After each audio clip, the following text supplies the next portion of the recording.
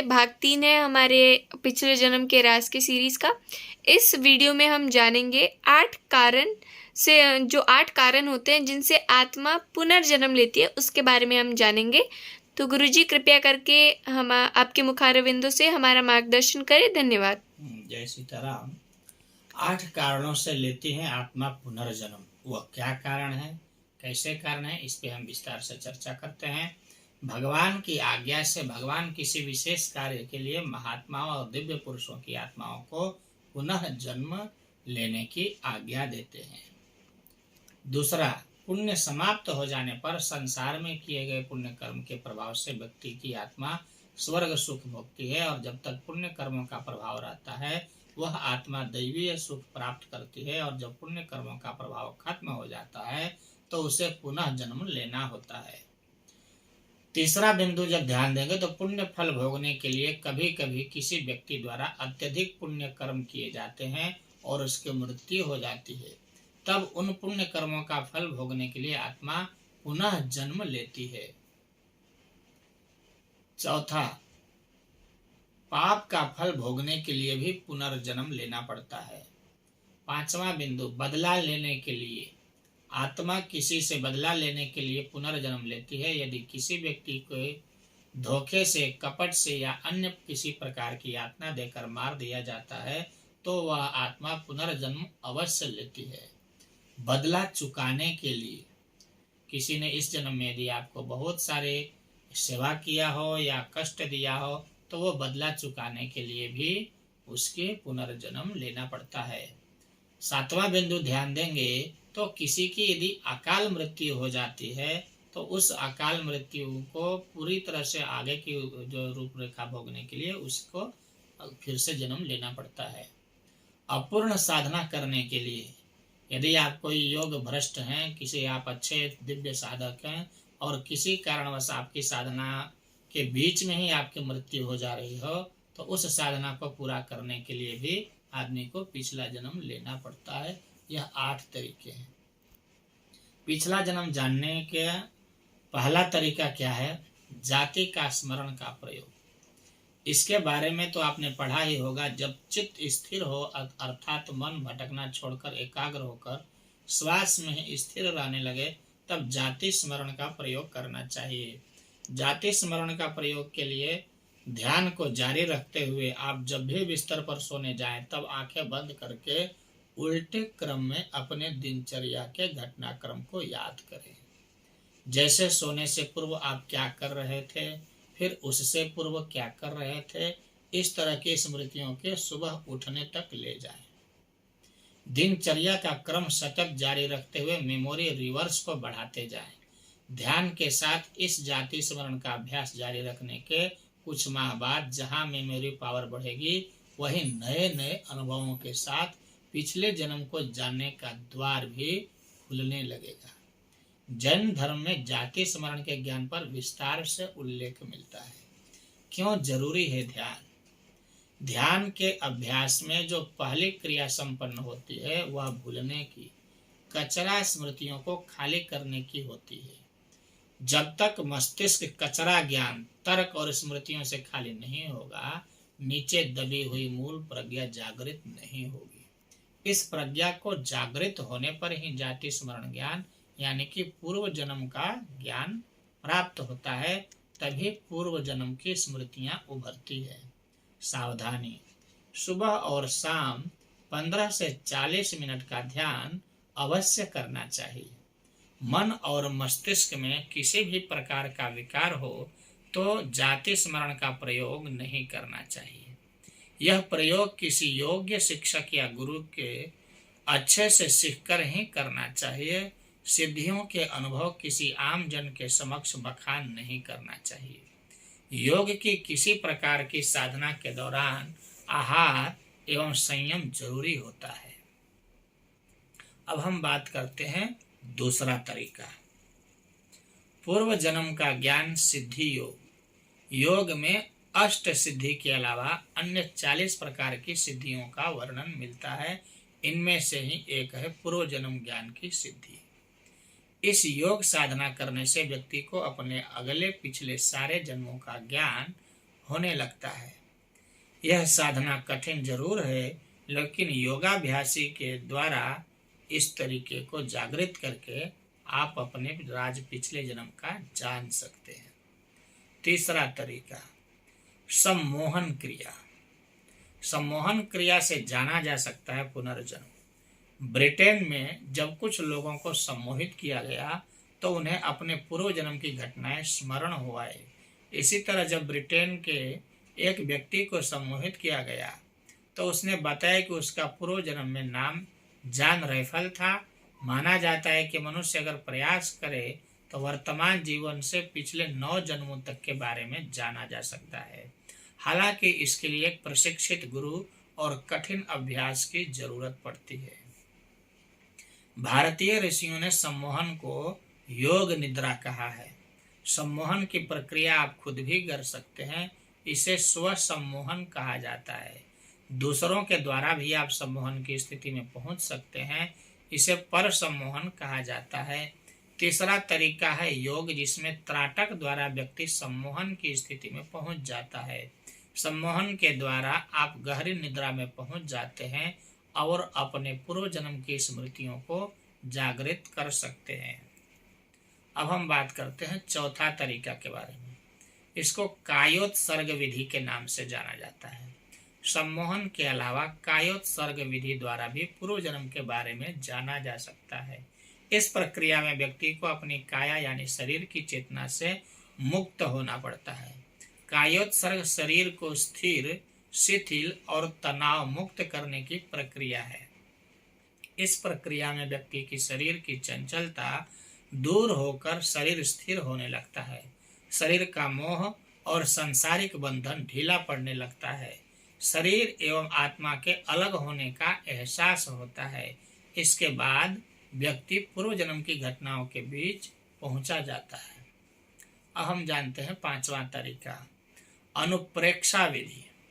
सम्मोहन और कार्योत्सर्ग के अलावा पूर्व जन्म की स्मृति में प्रवेश करने का एक तरीका अनुप्रेक्षा है। जैन परंपरा में बताया गया है कि अनुप्रेक्षा ऐसी प्रक्रिया है जिसके प्रयोग से व्यक्ति स्वतः सुझाव और बार बार भावना से पुनर्जन्म की स्मृति में प्रवेश कर जाता है। अनुप्रेक्षा से भावधारा निर्मल बनती है, पवित्र चित्त का निर्माण होता है। इसके अभ्यास से व्यक्ति ऐसी स्थिति में पहुंच जाता है कि उसे ज्ञात भी नहीं रहता कि वह कहाँ है। अतीत की घटनाओं का अनुचिंतन करते करते वे स्मृति पटल पर अंकित होने लगती हैं और साधक उनका साक्षात्कार करता है। अब जानते हैं हम छठवें तरीका के बारे में। पुनर्जन्म में और ज्योतिष कहते हैं कि कुंडली आपके पिछले जन्म की स्थिति लिखी होती है या आप पिछले जन्म में क्या थे। कुंडली, हस्तरेखा या सामुद्रिक विद्या के जानकार व्यक्ति आपके पिछले जन्म की जानकारी के सूत्र बता सकते हैं। ज्योतिष के अनुसार जातक के लग्न में उच्च राशि का बुध चंद्र स्थित हो तो उसके पूर्व जन्म में सद्गुणी व्यापारी वैश्य से होने का सूचक है। किसी जातक को जन्म लग्न में मंगल उच्च राशि स्वराशि में स्थित हो तो वह पूर्व जन्म में क्षत्रिय योद्धा था। ज्योतिष शास्त्र के अनुसार जब कोई जातक पैदा होता है तो वह अपने भक्ति और भोग्य दशाओं के साथ पिछले जन्म के कुछ सूत्र लेकर के आता है। ऐसा कोई भी जातक नहीं होता है जो अपनी भुक्त दशा और भोग्य दशा को शून्य में पैदा हुआ हो। ज्योतिषीय धारणा के अनुसार मनुष्य के वर्तमान जीवन में जो कुछ भी अच्छा या बुरा अनायास घटना घट रहा है उससे पिछले जन्म का प्रारब्ध या भोग्य अंश माना जाता है। पिछले जन्म के अच्छे कर्म उन जन्म में सुख सदैव दे रहे हैं या पिछले जन्म के पाप इस जन्म में उदय हो रहे हैं, यह खुद का जीवन देखकर जाना जा सकता है। आप हमारे सामने, अपने किसी के सामने आप सच्चे बन सकते हैं, लेकिन आपका शरीर, आपका प्रारब्ध, आपका रोग से पता चल सकता है कि आपने पिछले जन्म में कितने अच्छे कर्म किए हैं, जिसका परिणाम स्वरूप आपको आज यह दिन देखने को मिल रहा है, अच्छा हो या बुरा। हो सकता है इस जन्म में हम जो कुछ भी अच्छा बुरा किए हों,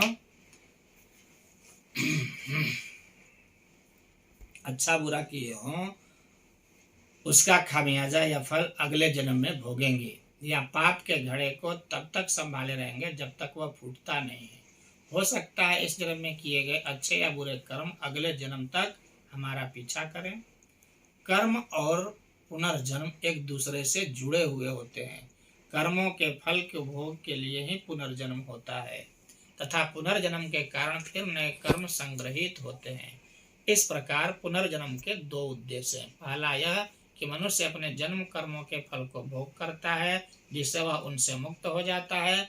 दूसरा यह कि इन भोगों से अनुभव प्राप्त करके नए जीवन में उनके सुधार या उपाय करता है जिससे बार बार जन्म लेकर जीवात्मा विकास और निरंतर बढ़ती जाती है तथा अंत में संपूर्ण कर्मों द्वारा जीवन का क्षय करके मुक्त की अवस्था प्राप्त करता है। इस प्रकार से जिस प्रकार इस संसार में आपाधापी और धक्का देकर अवसर छीन लेने की होड़ है, उसी प्रकार सूक्ष्म जगत में धक्का देकर दुष्टात्मा श्रेष्ठ गर्भ छीन लेती है जिससे कोई दुष्ट चरित्र व्यक्ति किसी कुलीन और संस्कारिक परिवार में जन्म ले लेता है। कोई गाली गलौज करने वाला बालक अच्छे और कुलीन गर्भ में जन्म ले लेता है, वहीं किसी असभ्य कुसंस्कारित माता के गर्भ से कोई शांत बालक भी जन्म ले लेता है। 7वां तरीका जानेंगे। पुनर्जन्म और स्वप्न। व्यक्ति के मन या मस्तिष्क में उसके पुनर्जन्म की स्मृति सूक्ष्म रूप में विद्यमान रहती है। यह स्मृति कभी स्वप्न में तो कभी जागृत में स्वतः ही प्रकट होती रहती है। जैसे कि कुछ संतों के साथ हम 2 साल पहले रामेश्वरम वगैरह गए थे। सभी संतों ने कहा ऐसा लगता है कि यहाँ पर जैसे हम पहले भी आ चुके हैं।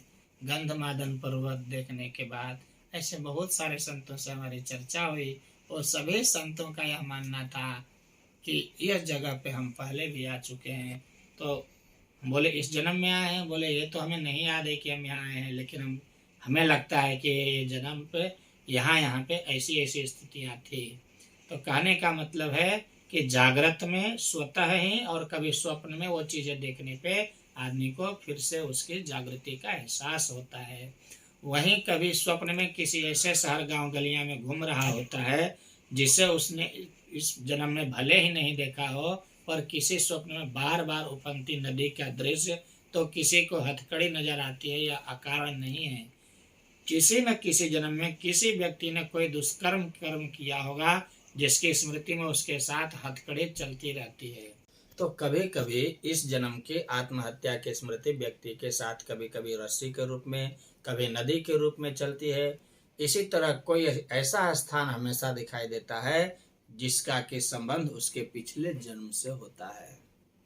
इसी तरह कभी जागृत अवस्था में भी कोई व्यक्ति, कोई अनजाना व्यक्ति जाना पहचाना लगता है। किसी गांव या शहर में कभी पहुंचा गया तो कहता अरे फलाना जो व्यक्ति जा रहा है ना, वो तो उसके जैसा दिखाई दे रहा है, इसको मैंने कहीं देखा है। ऐसा उसको बार बार जानने लगता है। शायद यह पहले यहाँ आया था या कोई लगातार इस पर आंतरिक खोज करता रहे हो, तो हो सकता है कि पिछले जन्म का गांव, शहर या कोई घटना उसे याद आ जाए।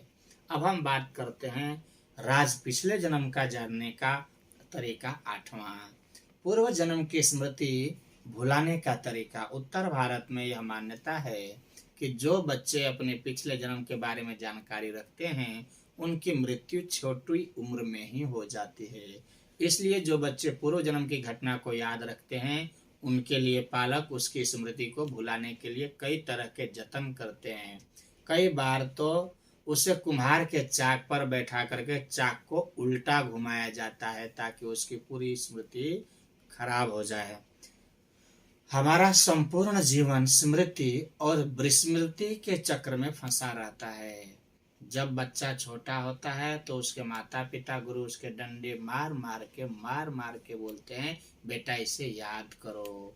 और जैसे ही वो बच्चा जवान हो जाता है, बड़ा हो जाता है, शादी हो जाता है, विवाह हो जाता है और उसके पति पत्नी में कोई जायज नाजायज संबंधों के बारे में ज्ञात होता है तो उसे कहा जाता है बेटा इस बात को तुम भूल जाओ, इस बात को तुम भूल जाओ, इस बात को तुम भूल जाओ, जो कि भूलना इतना आसान भी नहीं होता है। तो स्मृति और विस्मृति के चक्कर में ही इंसान फंसा रहता है। उम्र के साथ स्मृति घटना शुरू होता है जो कि एक प्राकृतिक प्रक्रिया है। Start. अगले जन्म की तैयारी के लिए यदि मोह माया राग द्वेष ज्यादा हो तो समझो स्मृतियां भी मजबूत हो सकती हैं। व्यक्ति स्मृति मुक्त होता है तभी प्रकृति उसे दूसरा गर्भ उपलब्ध कराती है।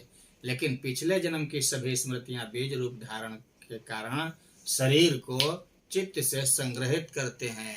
विस्मृति या भूलना इसीलिए जरूरी होता है कि वह जीवन अपने अनेक क्लेशों से मुक्त हो सके। आशा है खुशी जी आपके हर प्रश्नों का जवाब इसमें प्राप्त हो गया होगा। और भी यदि कुछ जानकारी चाहिए तो हमारा राज पिछले जन्म के सीरीज के बाद अब हम जानेंगे कि आपका मृत्यु कैसे होगा। क्या यह कुंडली शास्त्र में बताया जा सकता है? तो जी अवश्य, आपके इस प्रश्न का भी जवाब हम अगले उसमें देना चाहेंगे। जय सीताराम। जय सीताराम। अगर आपको किसी चीज़ के बारे में जानना है, किसी विषय के बारे में जानना है, तो कृपया करके कमेंट सेक्शन में आप टॉपिक का नाम डालें, हम उसके ऊपर वीडियो ज़रूर बनाएंगे। धन्यवाद। और अगर आपको ये वीडियो अच्छी लगी तो कृपया करके लाइक एवं सब्सक्राइब और शेयर करें। धन्यवाद।